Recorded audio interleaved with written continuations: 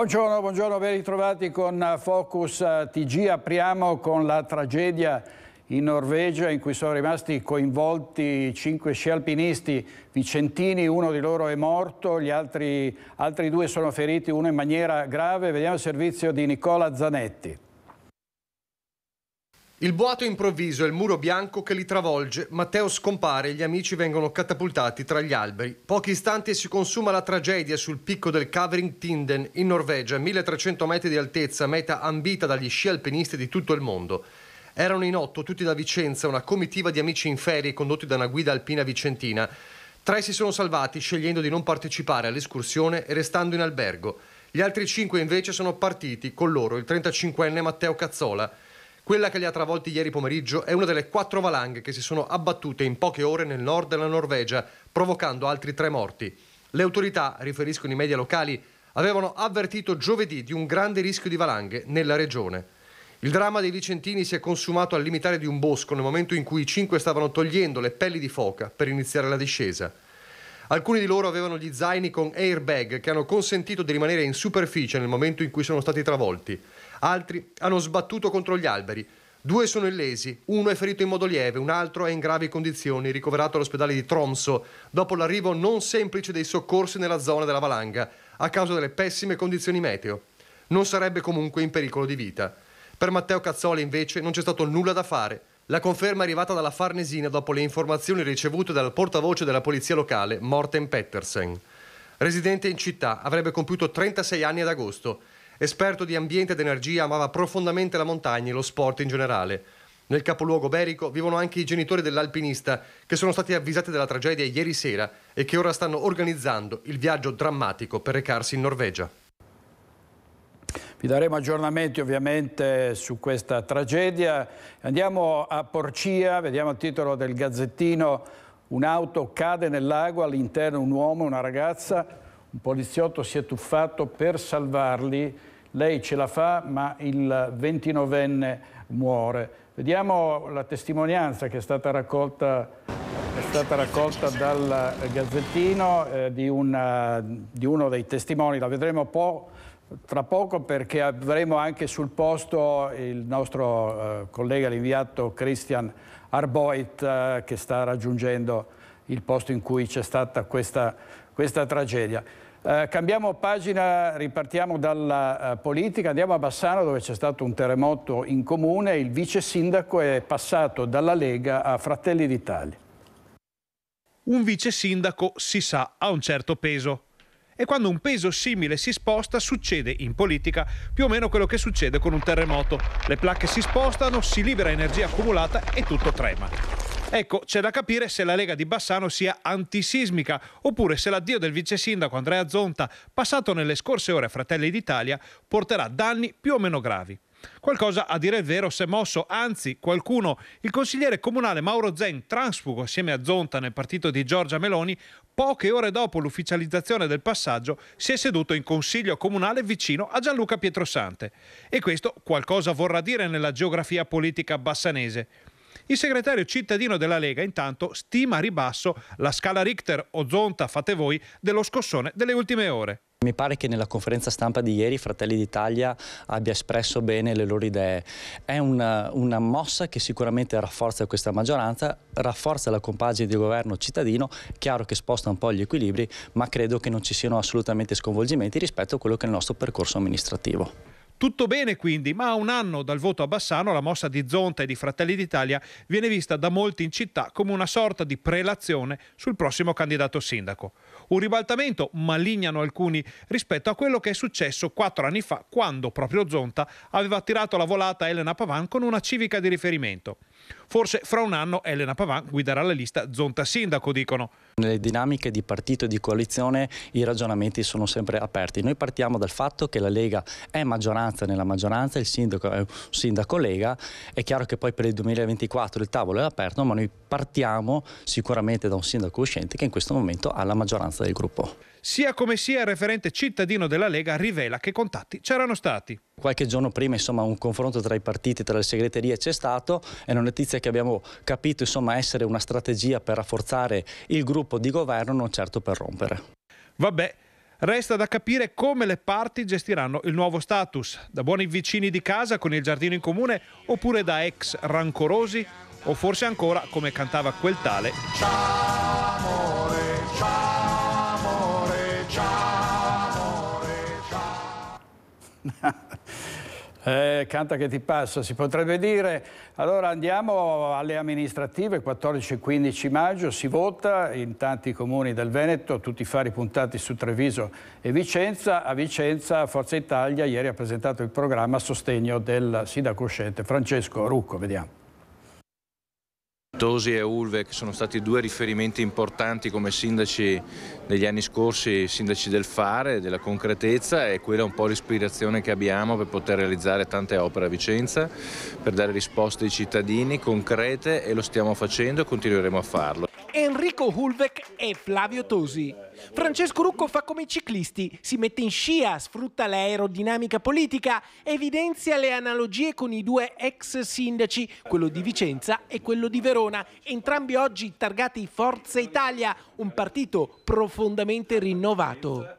Noi nella nostra lista abbiamo molte facce nuove, cercavamo il rinnovamento, la lista la presenteremo fra qualche giorno, quindi potrete dare conto di tante facce nuove, di tanti giovani che si affacceranno alla vita politica della nostra città.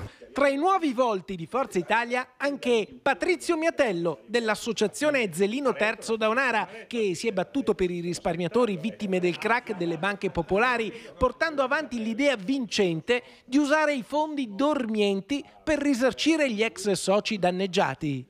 Cercheremo di caratterizzare anche a livello amministrativo la nostra lista con la presenza di alcuni esponenti delle associazioni dei risparmiatori che tanto hanno lavorato in questi anni a tutela dei vicentini danneggiati dal fallimento della Banca Popolare e che potranno trovare anche nelle ulteriori attività in Consiglio Comunale ulteriori spunti di lavoro. Forza Italia sostiene la candidatura di Francesco Rucco per dare continuità al percorso politico e amministrativo degli ultimi anni. A fargli da sponsor Flavio Tosi, alla sua prima uscita da coordinatore veneto di Forza Italia.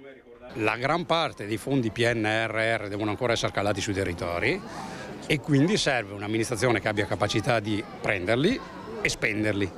E quindi la continuità della buona amministrazione è una filiera, perché è innegabile che nel momento in cui Vicenza viene amministrata dal centrodestra ed è amministrata dal centrodestra, la regione lo è e lo sarà, il governo per 5, ma direi almeno 10 anni ci sarà il governo Meloni, insomma avere una città che sa sfruttare questa filiera è fondamentale. Poi ci sono alcuni temi come la sicurezza, il controllo del territorio, la pulizia e l'ordine, che sono temi forti per il centrodestra, per il centrosinistra decisamente meno.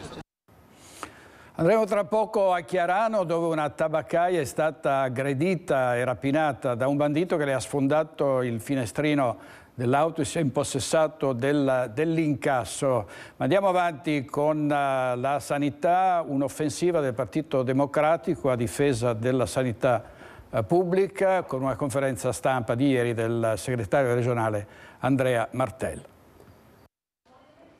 Nel 2022 su 29 milioni di prescrizioni mediche la Regione del Veneto ne ha erogate solo 16 milioni nelle strutture pubbliche. Questo significa che le altre 13 milioni di visite o analisi sono state effettuate in cliniche private oppure sono rimasti inevase. Rispetto al 2019, anno di riferimento pre-pandemia, le prestazioni mediche non evase sono aumentate di 1 milione. Il PD regionale parte da questi numeri forniti dalla 5ª Commissione regionale Sanità per lanciare la sua mobilitazione a sostegno della sanità pubblica. Il tema centrale sono proprio le liste d'attesa. C'è una legge, che è la 124 del 98, che è chiara nel dire che nell'ipotesi in cui i tempi non vengano rispettati o quantomeno non venga data l'erogazione correttamente al cittadino che lo richiede sulla base di una prestazione medica firmata ovviamente dal medico di famiglia, il cittadino può rivolgersi all'USD, quindi alla dirigenza, e chiedere anche in via di libera professione intramuraria la prestazione con pagamento ovviamente a carico dell'azienda stessa. Una legge troppo poco conosciuta e così quasi un veneto su 2 è costretto a rinunciare alle cure o a rivolgersi al settore privato pagando di tasca propria per superare i tempi infiniti delle liste d'attesa. Ma anche la Regione Veneto ne è a conoscenza, noi abbiamo depositato una mozione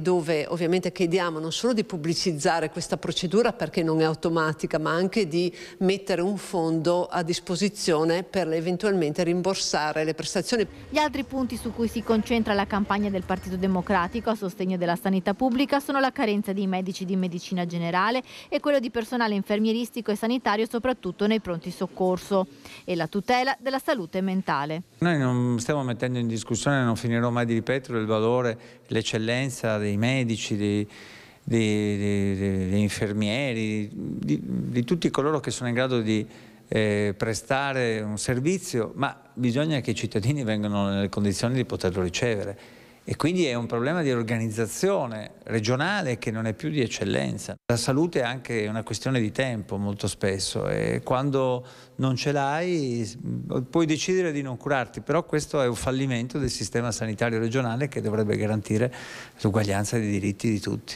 Nei circoli Dem veneti e online sarà possibile sottoscrivere la petizione. Andiamo in diretta a Monselice da Valentina Visentin, perché un uomo con un furgone ha travolto e ucciso in retromarcia un'amica. A te la linea, Valentina. Sì, buongiorno direttore. È accaduto nella villetta che vedete alle mie spalle ieri nel primo pomeriggio, una tragedia. La signora che abitava in quella villetta, Magda Monesi, 85 anni, è stata travolta e uccisa da un furgone in retromarcia guidato da un amico che come quasi tutti i giorni la veniva a trovare per farle un po' di compagnia durante l'ora del pranzo. Alla guida c'era appunto una 57enne, sempre di Monselice, che da quando la signora anziana era rimasta vedova si occupava di lei, facendo qualche commissione, portandole al pranzo, facendo anche semplicemente compagnia. Ieri, proprio dopo l'ora di pranzo, era arrivato, stava parcheggiando il furgone in questo vialetto che vedete alle mie spalle, e durante la manovra in retromarcia per parcheggiare il furgone la donna pare sia uscita e sia finita in un angolo cieco che da dove non era visibile, e quindi è stata schiacciata dal furgone in retromarcia. L'uomo ha sentito un colpo, un urlo forte, si è subito fermato, ha chiamato i soccorsi, ma per l'anziana non c'era più nulla da fare. Quando sono arrivati sul posto i medici del 118 hanno dovuto soccorrere anche il 57enne che era in forte stato di shock. La vittima è Magda Monesi, 85 anni, ex ostetrica, per molti anni ha lavorato all'ospedale di Monselice e viveva in questa casa ormai da tantissimo tempo, anche dopo la morte del marito. Abitava in questa stradina a via Forte Valletella qui a Monselice. I vicini, alcuni la ricordano, altri no, perché nell'ultimo periodo la donna stava spesso chiusa in casa e usciva molto poco. Ieri la tragedia che ha coinvolto il paese non è ancora stata fissata la data dei funerali. Da Monselice è tutto, il servizio alla linea allo studio. Bene, grazie Valentina. Vi dicevamo della tragedia di Porcia, un'auto è finita in un canale, c'è un morto, una persona invece è stata salvata, e il solito eroe che si è buttato in acqua. Vediamo la testimonianza raccolta dal Gazzettino di uno dei residenti nella zona, vediamo. Ok, e praticamente è venuta qui sotto qua la camera, è venuta fin qua sotto la recinzione, e io abbiamo sentito mia moglie le urla, quindi è la mia camera, lei era qua che urlava, che diceva che la macchina era andata dentro il lago, e ci siamo cambiati, ho chiamato il 112. Poi Umberto è partito, era tutto buio, l'illuminazione era tutta buia, siamo arrivati là, c'erano solo le 4 frecce della macchina, la macchina era ribaltata, e Umberto si è buttato, ha cercato di aprire la portiera, solo che scattava a vuoto. Era una testimonianza raccolta dal Gazzettino, grazie in regia Andrea Basso, questa mattina con gli altri tecnici. Andiamo subito da Christian Arboit a Chiarano per la rapina ai danni di un tabaccaio. A te la linea, Christian. Sì, direttore, buongiorno a te e a tutti i telespettatori di Rete Veneta, anche da parte di Alberto Pivetta che sta curando la parte tecnica.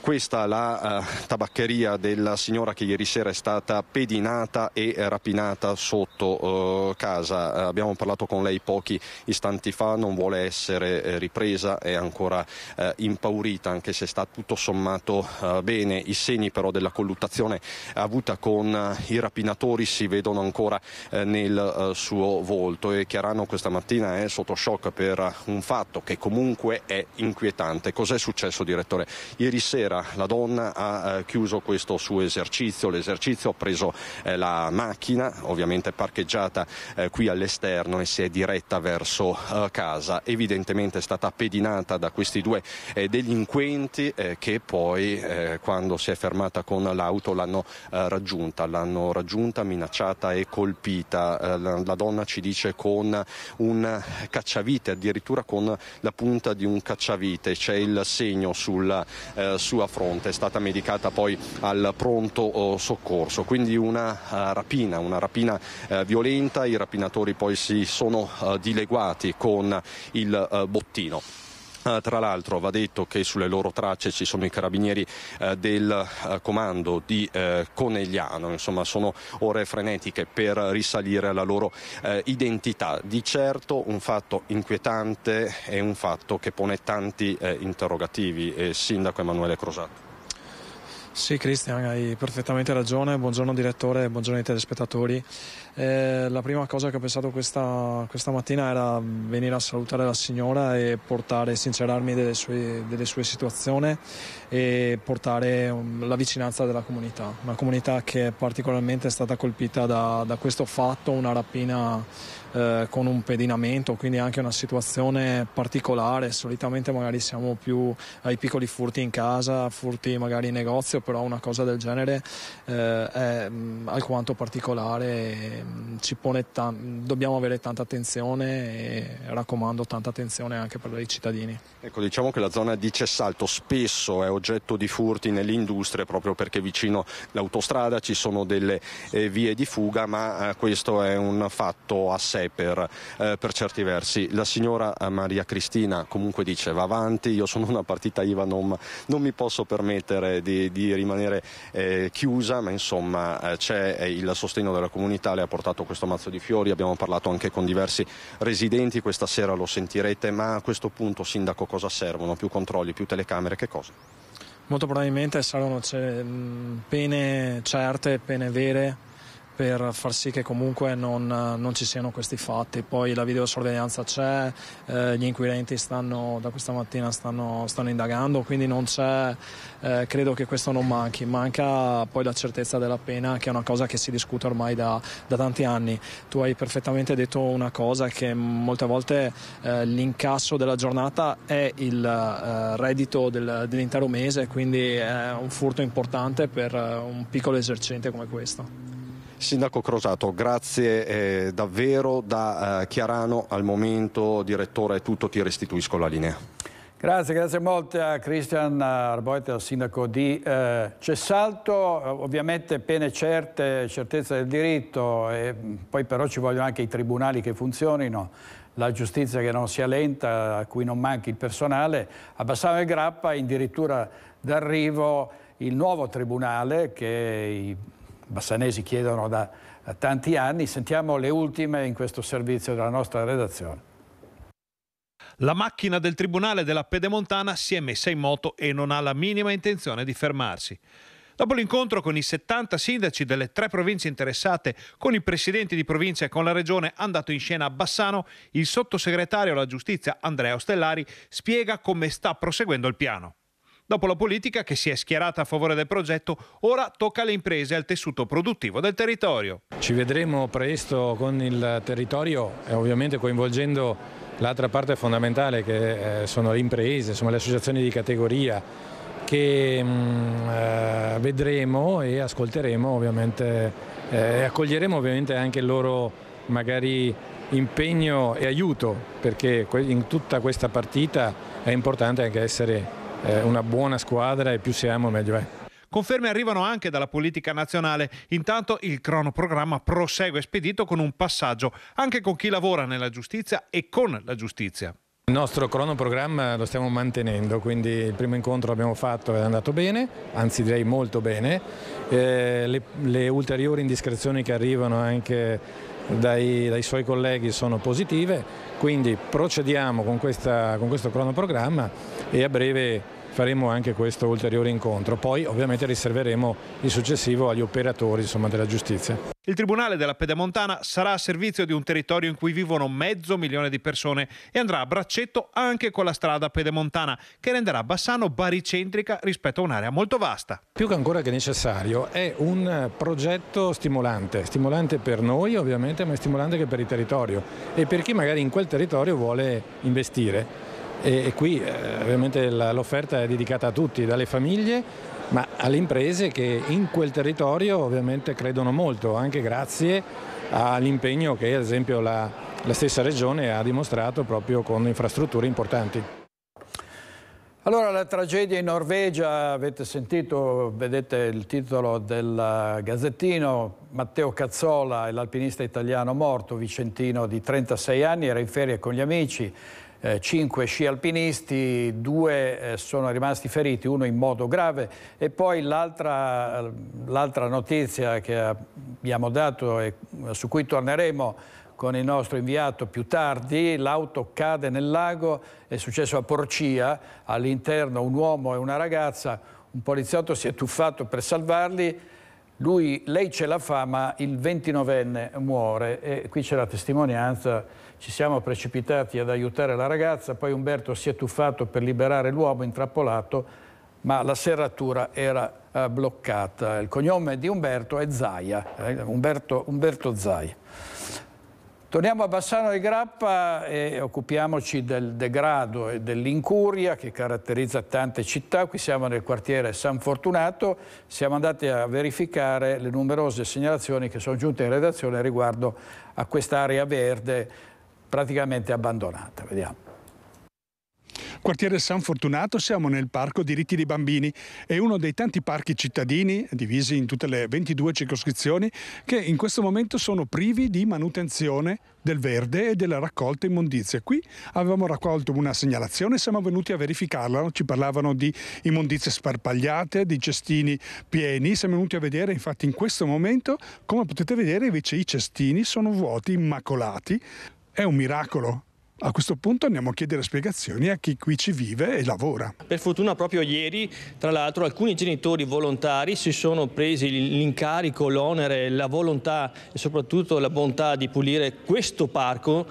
Hanno chiesto dei sacchetti per sostituire i cestini che erano pieni, strapieni di cose, di carte, vari detriti, escrementi di cane. Non sappiamo i motivi per cui il Comune non opera a fare queste pulizie, no? Perché adesso c'è un contrasto fra il comune e i quartieri che non possono più fare, le pulizie di questi parchi. E in effetti questi sono i risultati dello stallo tra Comune e tutte le 22 circoscrizioni in merito alla pulizia dei parchi di quartiere. Per la prima volta della storia recente l'amministrazione comunale non ha più rinnovato l'impegno a sostenere le spese di assicurazione per i volontari che quotidianamente si occupano della vigilanza, l'asporto rifiuti e lo sfalcio dell'erba. Una situazione inaccettabile per i cittadini che per evitare che gli spazi verdi diventino giungla di degrado si sono rimboccati le maniche autonomamente. Non è proprio accettabile che il comune si metta d'accordo, che facciano qualcosa. Anche solo che ripristinano l'accordo precedente, no? Sì, e se no noi nonne, noi mamme, veniamo qua e facciamo noi, perché non possiamo mandare qua i bimbi così in mezzo alle cacche dei cani. Mettetevi una mano sulla coscienza, gentilmente, per garantire un po' a questi bambini e anche a tutte le persone residenti nei quartieri di poter stare all'aria aperta serenamente. E a Bassano del Grappa continua la guerra dei sindacati e del comune al CDA dell'ISAC che non vuole dimettersi, continua a prendere decisioni che vengono contestate come quella della esternalizzazione dei servizi al posto di assunzione. Vediamo. Più trasparenza negli appalti e il ritorno all'interno della struttura dei servizi appaltati in precedenza, con l'assunzione di personale che vi lavora. Si apre un nuovo fronte nelle vertenze sindacali legate all'ISAC di Bassano, che torna nel mirino delle sigle sindacali per i servizi esternalizzati. Una nota emessa dai sindacati riuniti ricorda come siano già stati appaltati all'esterno parte di servizi assistenziali, cucina, guardaroba, lavanderia e alcune mansioni amministrative. E ora, rivelano le sigle, è il turno dell'affidamento di un responsabile del servizio delle centrali termiche delle residenze gestite dall'Istituto Cima Colbacchini. Questo accade in un momento in cui altre IPAB del territorio hanno bandito concorsi per l'assunzione di operatori, infermieri e professionisti, mentre accusano CGIL e Cisle Will, nell'ISAC non v'è traccia di queste dinamiche. I rappresentanti dei lavoratori mettono ancora una volta nero su bianco la loro contrarietà alla gestione attuale delle case di riposo, chiedendo una volta di più al CDA di fare un passo indietro. E alla Regione, all'assessore Lanzarin, all'amministrazione comunale chiedono di intervenire al più presto. La guerra di posizione fra Consiglio di amministrazione e Comune intanto continua, senza che le parti si siano mosse di un millimetro e senza che ci siano state prese di posizione da parte di chi potrebbe e dovrebbe scendere in campo per fare chiarezza. Intanto è ancora vivo il dibattito sulle pagelle assegnate alle USL e anche alla ULS 7, ovviamente, che è stata bocciata per quanto riguarda l'organizzazione e promossa per quanto riguarda i medici e gli infermieri al lavoro. Lunghe liste d'attesa e i bassanesi ovviamente sono esausti. Vediamo cosa dicono ad Alex Giuliano. Liste d'attesa, la storia, ahimè, infinita. Uno dei problemi, per tanti il problema dei problemi, nell'ULS 7. A Bassano e nella Pedemontana parlare di sanità vuol dire toccare un nervo scoperto per chi deve far fronte a disagi e disservizi. Sono le persone, i pazienti, a dirlo e a segnalarlo. Ha sentito tanti che si lamentano? Sì, abbiamo visto tante fotografie e articoli sul direttore anche. Come detto, la priorità da risolvere resta la coda, nel senso di fila, attesa, un'attesa infinita, a volte resa ancora più esasperante dalle difficoltà nelle prenotazioni. Sentite ad esempio il racconto di una paziente del San Bassiano. È dal mese di gennaio che provo a prenotare una mammografia ed un'ecografia al San Bassiano, con una certa urgenza, anche perché il mio dottore aveva messo 45-60 giorni di tempo d'attesa, ma nessuno mi contatta. Ho fatto pure un reclamo all'ufficio relazioni al pubblico, mi hanno detto che ci sono anche pazienti oncologici in lista d'attesa che non vengono richiamati. Io non credo che sia giusto. Cosa si fa? Si parla tanto di prevenzione e io non riesco a farla la prevenzione. Oppure, se hai la disponibilità di andare privatamente, vai a pagare 150 euro contro 45 di ticket. Non credo che sia una roba accettabile, non è proprio corretto. C'è gente che non può. C'è gente che non può andare privatamente, ma perché dobbiamo pagare le tasse? Cioè, perché questo ospedale deve stare aperto se io non ne posso usufruire? E a proposito di coda, l'impressione che hanno tanti cittadini è che in questa situazione si finisca per mordersela la coda, tornando sempre al problema iniziale. Le liste di attesa sono infinite. Di nuovo andiamo in diretta da Filippo Fois a Venezia. Abbiamo parlato di Venezia in questi giorni per delle cafonate, gente che si butta dal tetto di un palazzo, che fa il bagno nudo. Oggi di scena le remiere. A te la linea, Filippo.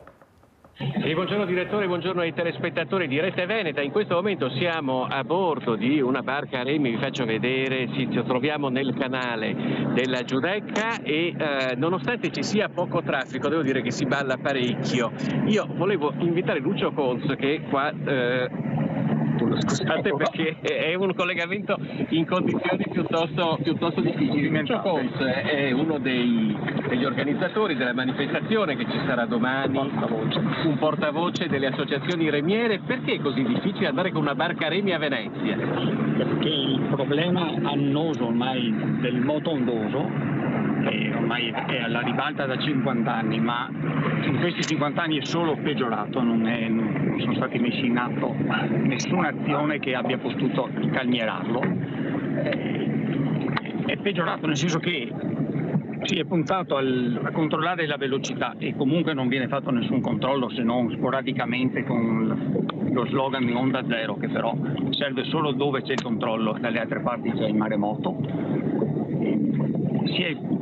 Le barche con i limiti di velocità stiamo guardando a delle altezze d'onda che nel 94 le barche portavano 30 cm d'onda media con 50 di massima. Non avendo messo dei vincoli all'altezza d'onda, che è quella che fa il danno, non è la velocità, sono state introdotte in questi 30 anni barche che, anche rispettando i limiti, fanno onde che sono di 80-90 cm, quelle che stanno passando in questo momento. Adesso sta passando un vaporetto e questi sono tra le peggiori barche che stanno circolando in laguna, come il taxi, questo qua, cioè lui muove 80 cm, 90 cm di Dio. Noi stiamo andando molto lentamente in realtà, e anche queste barche in realtà non stanno andando così rapidamente, però qui si balla che è proprio difficile da far capire. Il problema non è l'onda per noi che voghiamo, l'onda che sta distruggendo Venezia e le rive, perché quella sta distruggendo le fondazioni dei canali. Credo che sia caduta la linea. Caduta la linea, vediamo se riusciamo, Filippo, vediamo, casomai riproviamo col collegamento. Ecco, no, ti vediamo, è un collegamento difficile. Quante imbarcazioni ci sono oggi a Venezia? Allora, è un dato che non c'è, non esiste una stima, o meglio, non esiste il dato, quindi si possono ragionare su stime. Basti pensare che ci sono 2 stime ufficiali, tra virgolette, con i quaderni di Insula, che portano i dati delle barche nell'anteguerra, dove c'era una barca a motore ogni 1000 abitanti dell'estuario del centro storico. Una seconda stima, sempre fatta nei quaderni di Insula, che portava nel 1961 a 23 barche ogni 1000 abitanti. Adesso abbiamo fatto noi una stima basata perché non esiste una banca dati che controlli il numero di barche a motore. Non c'è per le automobili. Esatto, non c'è nulla. Per le barche, le nostre macchine sono le barche, ma non le stiamo gestendo. Dalla stima, considerando le targhe LV, eccetera, eccetera, tenuti bassi, ci sono attualmente circa 80.000 barche a motore, che portano però ad avere 890 barche a motore ogni 1000 abitanti. Perché chiaramente è andata giù la popolazione residente e sono aumentate le barche, però vuol dire che la cosa è assolutamente fuori controllo, non avere neanche anche per fare i piani di mobilità sostenibile. Su cosa vengono basati se non abbiamo le informazioni di cosa sta circolando? Certo. È tutto un po'... Adesso sta per passare una motonave, per cui credo che tra poco quella un po' di meno. È uno scafo vecchio, gli scaffi vecchi facevano meno onde, sono gli scaffi nuovi che fanno più onde. È una buona notizia, perché comunque però quelli non li fanno più. Non li fanno più. Costruiscono robe nuove che servono solo a portare più gente, non a non distruggere Venezia. Poi naturalmente nel corso dei telegiornali di questa sera vi daremo un resoconto più approfondito di com'è la situazione, di com'è difficile attraversare il canale della Giudecca, persino in una condizione come questa in cui ci sono 4 barche presenti e stiamo ballando, direi parecchio. Direttore, linee. Grazie Filippo, grazie molte, davvero. Il canale della Giudecca è complicato perché le onde sono a volte davvero altissime rispetto ad una laguna, a quello che è il moto ondoso della laguna. Vediamo Papa Francesco che lascia il Policlinico Gemelli in queste immagini dove era stato ricoverato per insufficienza respiratoria, e qui abbraccia una donna in lacrime che proprio questa notte ha perso una figlia che era ricoverata all'ospedale. Il Papa l'ha consolata, poi ha salutato tutto il personale medico, ha avuto parole di grande elogio per medici e infermieri, e poi è tornato in Vaticano. Andiamo in pubblicità, pochi minuti, e poi torniamo qui in diretta con Focus TG. State con noi.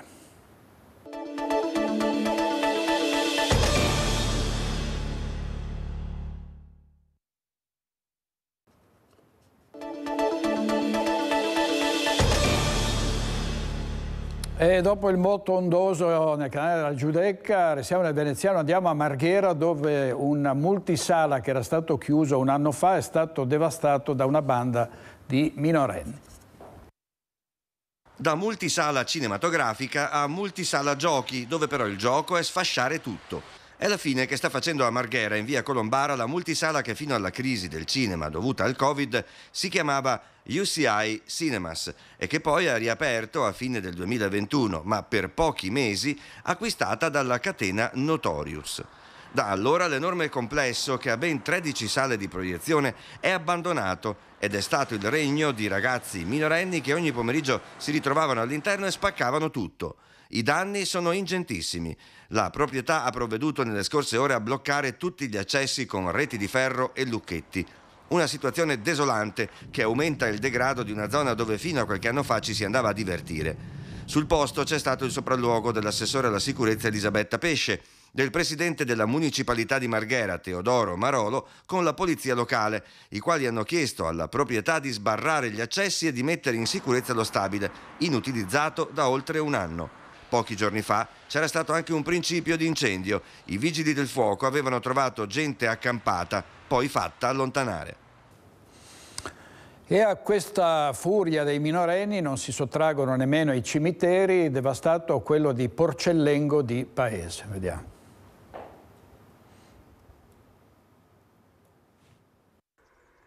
Un raid in piena regola, quello messo in atto da due ragazzini minorenni. Non era la prima volta che arrivavano nella zona intorno al cimitero di Porcellengo, diventata quasi un punto di ritrovo.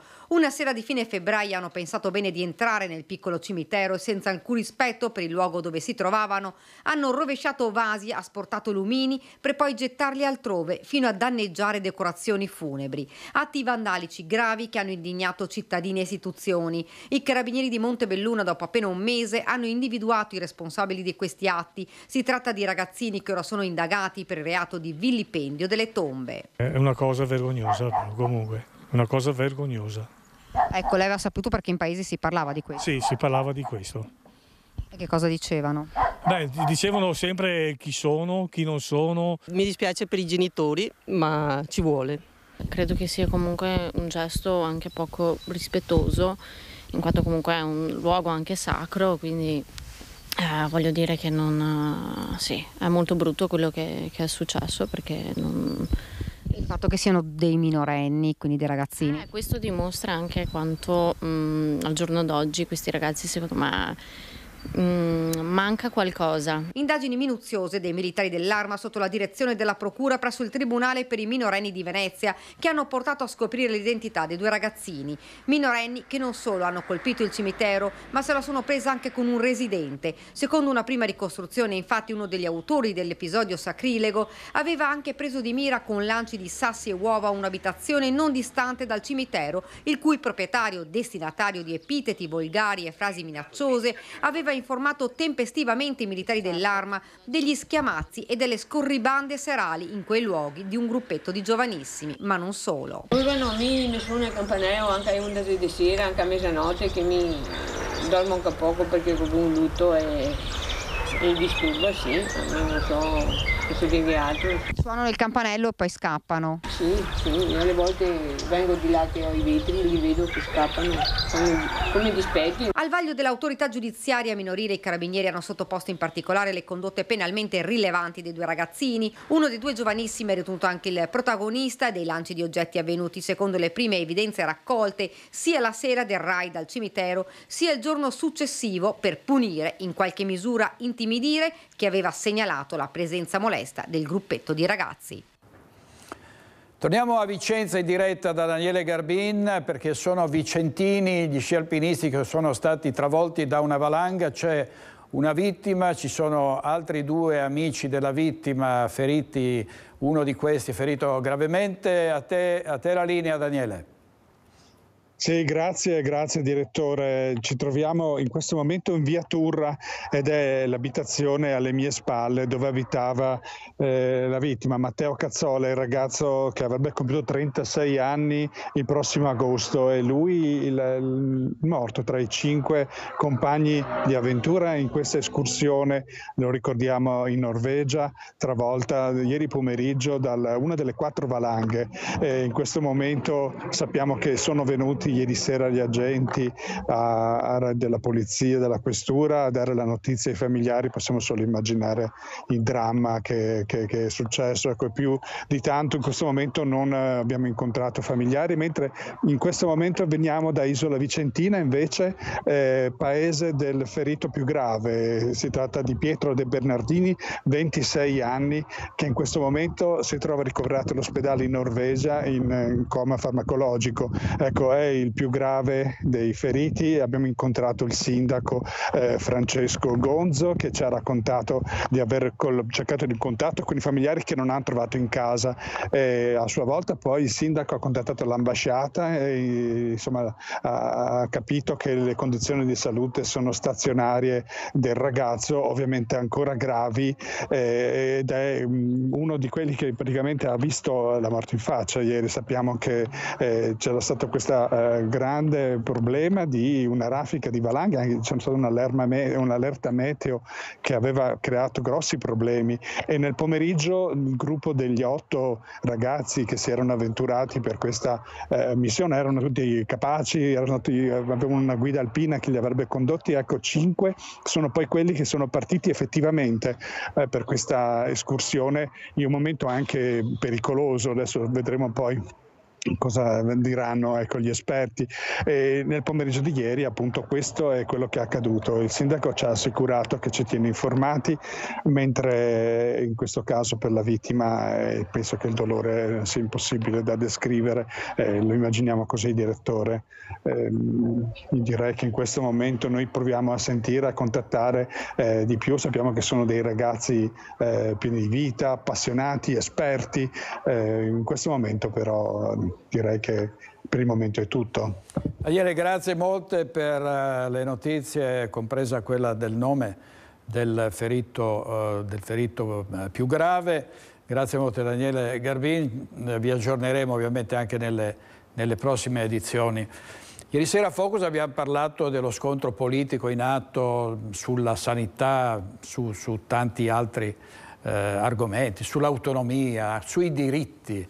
E proprio sulla questione dei figli delle coppie omogenitoriali, se trascrivere i loro nomi o meno, c'è uno scontro politico e molti punti di vista diversi, e ne abbiamo raccolti alcuni sentendo i politici locali. Vediamo. Io non ho mai disobbedito alla norma e non ho intenzione di cominciare a disobbedire alla norma. Credo però che la politica da questo punto di vista una riflessione debba farla. Nessuna disobbedienza, come invocato dal presidente dell'Anci Nazionale Antonio De Caro, ma il sindaco Mario Conte conferma la linea sul tema ormai balcanizzato delle trascrizioni anagrafiche dei figli delle coppie omogenitoriali. Io credo che sia doveroso anche in questo caso mettersi a discutere se sia legale o non legale la maternità surrogata, ma nel momento in cui in alcuni ordinamenti dell'Unione Europea questa pratica è legale e il bambino, quindi un cuore e un'anima, si presentano davanti agli sportelli dell'anagrafe, io credo che il cuore dei sindaci debba rispondere che prima di tutto viene la tutela dei bambini. Posizione chiara che ha spiazzato anche alcuni leghisti che tirano in ballo il recente ok del governatore Zaia e della sua giunta alla realizzazione di un centro regionale per il cambio di sesso a Padova. Io rispetto le dichiarazioni di Conte piuttosto che del presidente Zaia che di qualsiasi altro esponente politico su questi temi, però sono temi loro personali che pretendo che non diventino temi che riguardano il partito. E casomai, se mai dovessero diventarlo, penso che queste siano tematiche che debbano essere affrontate all'interno di un congresso. In città a tenere la barra dell'esecutivo Meloni è stato il presidente della Commissione Cultura Federico Mollicone, nei giorni scorsi finito nella bufera per aver accostato in un'intervista televisiva maternità surrogata a pedofilia. L'Anci dovrebbe fare l'Anci e non invitare a disobbedire rispetto a una legge nazionale. Detto questo, Non c'è nessuna discriminazione, i bambini sono al sicuro, anche quelli delle coppie omogenitoriali. Quanto alla linea di Mario Conte, mollicone e tranchant. È una dinamica amministrativa, poi ci sono le leggi nazionali.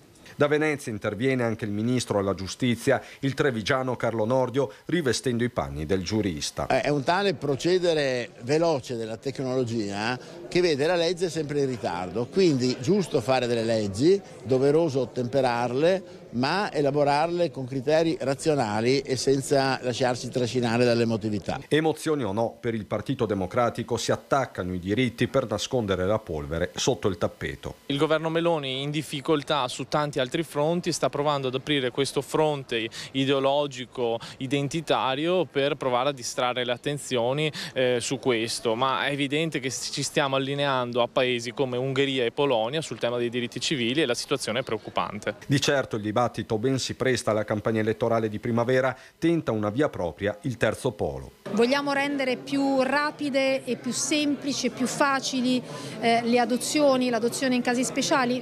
Io per esempio sono favorevole, sono d'accordo, ma naturalmente non mi si chieda di violare la legge, perché su quello non sono d'accordo. Quindi la trascrizione automatica in realtà è una trascrizione in violazione della legge. E ora una vicenda singolare: offre 500.000 euro per il nuovo campanile, ma la parrocchia di Monastier rifiuta l'offerta. Lo ha rivelato il benefattore Giuseppe Stefani nel giorno in cui ha donato 170.000 euro al Day Hospital oncologico dell'ospedale di Treviso. 3 anni di lavoro, progetto fatto, eccetera, eccetera.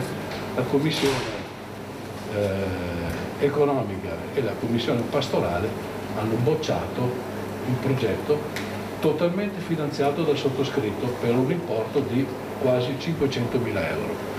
Cioè la parrocchia e la comunità non doveva sborsare neanche un centesimo. Hanno detto di no.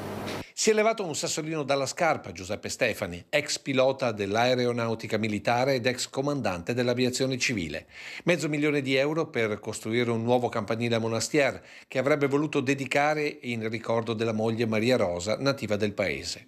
Un rifiuto per una donazione di tutto rispetto pare legato alla scelta del Consiglio pastorale di mantenere invece l'attuale campanile alto 4 metri e che secondo Stefani è del tutto sproporzionato rispetto alla chiesa e che nel suo progetto sarebbe stato comunque abbattuto. Una vicenda emersa oggi nel corso di un'altra donazione, andata questa volta a buon fine, a favore del reparto di oncologia del Cafoncello. 170.000 euro che hanno sostenuto i costi di ristrutturazione dei locali, ma anche di potenziamento dei servizi ai pazienti. Perché questa donazione? Fa parte di quel pacchetto di cose da fare che ho fissato nel tempo, e questo rientrava in questo capitolo, il quarto sogno nel cassetto, e l'ho realizzato dandomi molta serenità e felicità. Un sogno ma anche un esempio per molti. Spero proprio di sì, che sia l'inizio, un'osmosi che possa suscitare e riscaldare i cuori di tanta gente, pensando alle persone meno fortunate. Lei però ha anche un sassolino sulla scarpa che oggi si è levato. Sassolino sulla scarpa non tanto, ho riportato una cosa normale che è successa, senza enfatizzare, senza niente, soltanto i fatti, attenendomi ai fatti e basta. Però 500.000 euro rifiutati dalla Curia? 500.000 euro, insomma, avranno pensato, la commissione pastorale e la commissione economica avranno pensato che non era il caso di accettarli, non posso farci niente.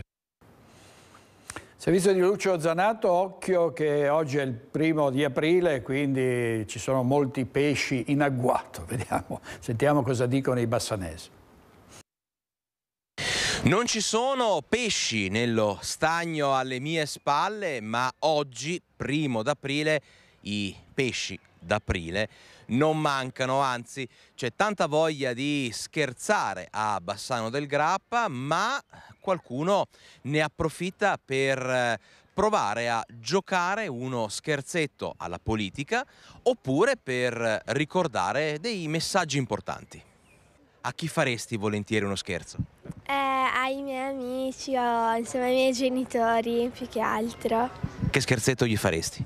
Attaccare il pesce dietro la schiena e dopo vedere chi lo trova per primo. Quindi signora, oggi bisogna guardarsi le spalle. Sì, bisogna. Voi a chi fareste uno scherzo? Uno scherzo a mia sorella. Che si è nascosta per evitare lo scherzo? Certo, è timida rispetto a me. Di solito io metto sempre i pesciolini addosso alle mani dei miei colleghi, ma oggi è sabato, quindi non si può fare. Quindi neanche il pesce da aprire al lavoro quest'anno? Il pesce del fiere da lavoro, sì, esatto. A chi avrebbe voglia di fare uno scherzo, signora? Ma io lo farei a dei politici, ma un bello scherzo. Ultimamente ne hanno proprio bisogno. Quindi uno scherzetto alla politica? Sì, notevolmente un po' pesantino anche. A chi fareste uno scherzo oggi? A lei? Allora devo guardarmi le spalle. Lei a chi farebbe lo scherzo oggi? Non saprei. Uno scherzo in famiglia? Oddio. Alla tua suocera preferita? Ferita, sì. Scherzo alla suocera, anche in questo caso la suocera deve stare attenta? Sì, deve stare molto attenta. A mio fratello. Uno scherzetto in famiglia allora. Esatto. Ma teme qualche vendetta, qualche scherzo da subire? Sì, di sicuro si vendicherebbe. Che scherzo farebbe? Siccome gli piace dormire tanto, gli tirerei un secchio d'acqua la mattina appena sveglio. Oggi, 1° d'aprile, si ride e si scherza, ma ne approfittiamo per chiudere questo servizio ricordando che la salute invece è una cosa seria, salute, prevenzione e sicurezza. Qui non si scherza. Sicuramente non si scherza sulla salute, diciamo che ognuno deve preoccuparsi soprattutto della sua salute, ma perché no anche un po' degli altri.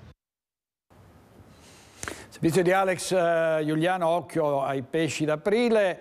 In regia questa mattina ci sono Andrea Basso e Italo Morao. Andiamo in pubblicità e poi torneremo con le note di Bach in stazione.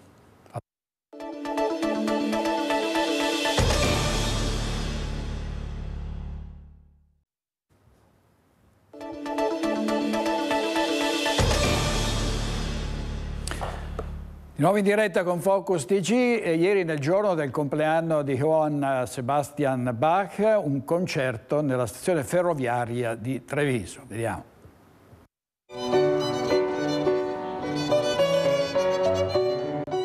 Bach in the Subways. Iniziata per la prima volta a New York, è una manifestazione che si svolge in tutto il mondo il 31 marzo, giorno in cui nacque il compositore e musicista tedesco del periodo barocco Johann Sebastian Bach. Una piccola folla di incuriositi utenti nell'atrio della stazione ferroviaria di Treviso per assistere al concerto di Giulia Bazzolere e dei suoi ospiti.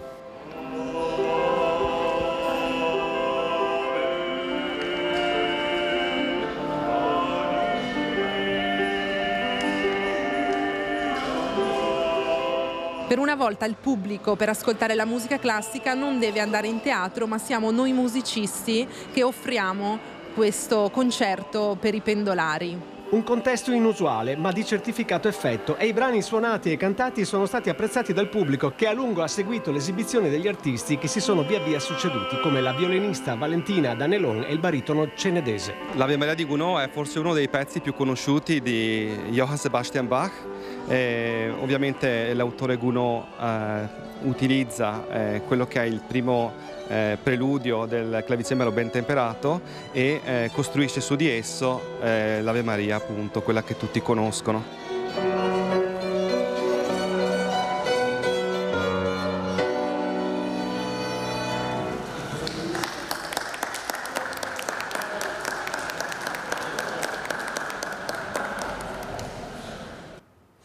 Servizio di Fabio Mason, restiamo a Treviso dove ci sono diverse iniziative per proteggere ancora più di quanto non sia stato fatto fino ad oggi le mura cittadine. Vediamo. Credo sia arrivato il momento di una svolta, per cui ci stiamo impegnando insieme al MIC, insieme al nuovo sovrintendente, perché ci sia la possibilità di porre una tutela specifica per le mura, in modo da proteggerle e tutelarle da eccessivi riqualificazioni o rigenerazioni urbane, che sono sicuramente positive, ma non quando vanno a minare quello che è un valore identitario come quello appunto delle mura di Treviso. Ne fa una questione sia storica che identitaria il presidente della Commissione Cultura alla Camera, Federico Mollicone, a Palazzo Rinaldi per prendersi un impegno, quello di dare una maggiore tutela alla cinta muraria del capoluogo, così come richiesto da diverse associazioni del territorio.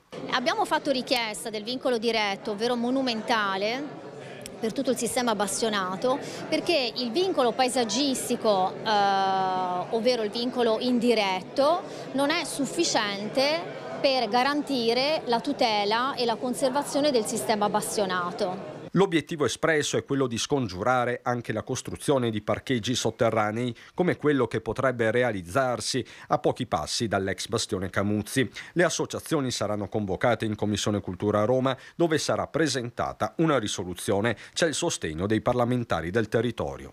Treviso sarà oggi la città pilota per la tutela delle mura e dei bastioni per tutta Italia. Lo preannuncio già, diventerà legge.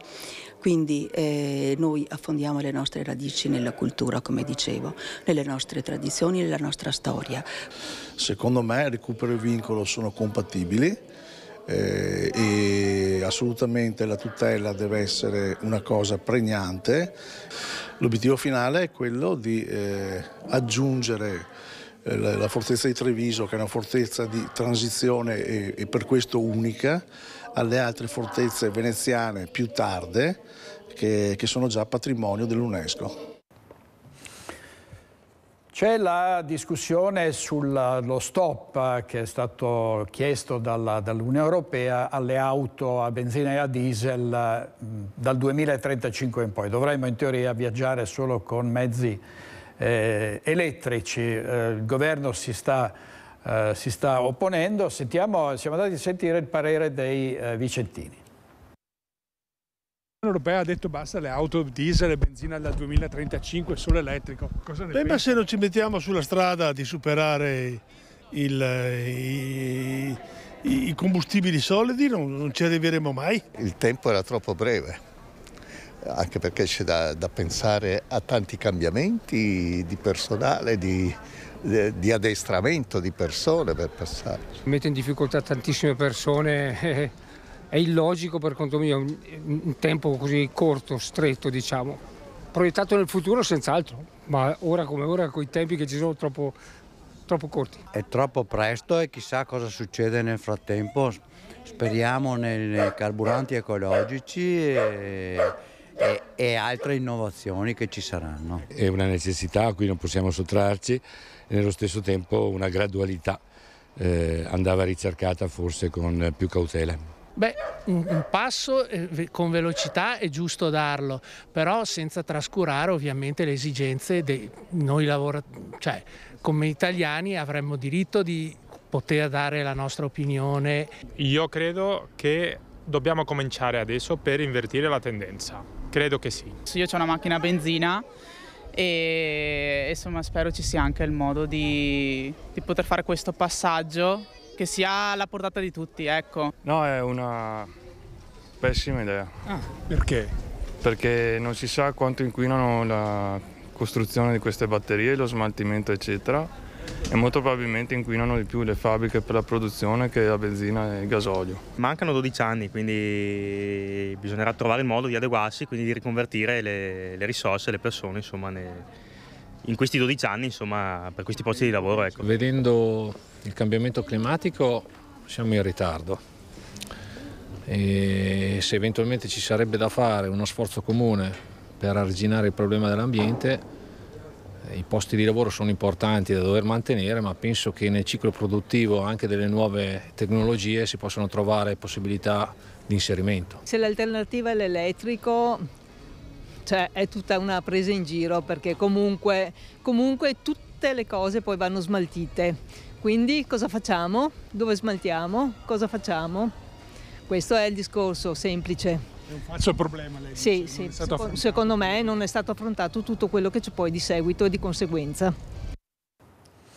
Andiamo in diretta a Porcia da Christian Arboit perché un'auto è finita in un lago, una persona è morta, una ragazza è stata salvata. A te la linea, Christian.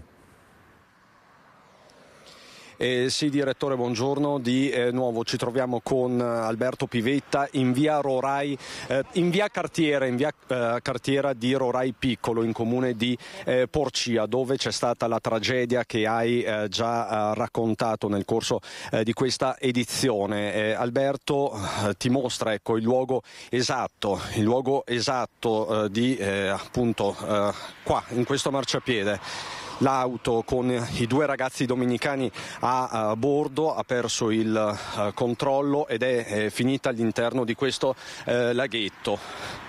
Ecco Alberto, se possiamo inquadrare, grazie davvero. Come vedi, la zona è stata transennata dai vigili del fuoco che hanno operato per ore questa mattina. L'incidente è avvenuto alle 5. Pare che tra i 2 ragazzi ci sia stato un litigio, quindi un litigio in auto. Questo ha comportato una distrazione, una manovra azzardata da parte del ragazzo. L'auto è finita sul marciapiede e poi è carambolata di fatto in questo laghetto, un laghetto molto frequentato soprattutto dai residenti, bici, passeggiate e quant'altro, e c'è stato il salvataggio, un tentativo di salvataggio da parte di questo poliziotto eroe che stava sopraggiungendo, si è fermato e si è tuffato nel laghetto per prestare soccorso al ragazzo, un 29enne dominicano, e alla ragazza, una 24enne. Però appunto per il ragazzo non c'è stato nulla da fare, l'uomo è riuscito ad aiutare la ragazza, però il ragazzo no, il ragazzo è rimasto all'interno dell'abitacolo. Ecco, la ragazza si trova in stato di ipotermia all'ospedale di Udine, il ragazzo è morto in ambulanza, quindi poco dopo essere salito in ambulanza. Signora, una tragedia davvero... Guardi, una tragedia. Questa strada qua è pericolosissima perché corrono, i limiti non ci sono, vigili non ce ne sono, però sul nuovo piano, e poi alle 4:30 di mattina. Pare ci sia stato anche questo litigio, la ragazza... Se c'era questo litigio io questo non lo so dire, solo che non ho sentito niente, è meglio così, perché ho figli che corrono, ragazze che hanno appena fatto la patente, per cui si sta sempre in pensiero. Poco fa mi diceva che c'era stato un mortale. Sì, deve essere stato lì dove c'è c'erano sempre dei vasi di fiori, perché se la mamma abita qua vicino, però è successo di mattina e la persona veniva da Porcia. Correva troppo e è sbandata, ma non ha buttato fuori, è rimasta in strada la macchina. Adesso non lo so questo. Grazie signora, grazie davvero. Ecco, questo il laghetto direttore. Grazie davvero signora. Siamo in diretta, grazie. Allora, ecco, questo il laghetto. Alberto, inquadriamolo ancora, la macchina è stata estratta. Ti posso dare una notizia, un aggiornamento che mi arriva di fatto dalla redazione di Tele4. I parenti del ragazzo sono di Treviso, abitano a Treviso, nel Trevigiano. Ecco, questo ti posso dire, direttore, ma con Alberto Pivetta ti restituisco la linea. Grazie davvero molto a Christian Arboit, che prima era a Chiarano e poi si è spostato subito rapidamente con Alberto Pivetta sul luogo di questa tragedia. Grazie a tutti, chiudiamo qui questa edizione di Focus TG, ci vediamo ovviamente domani mattina a mezzogiorno.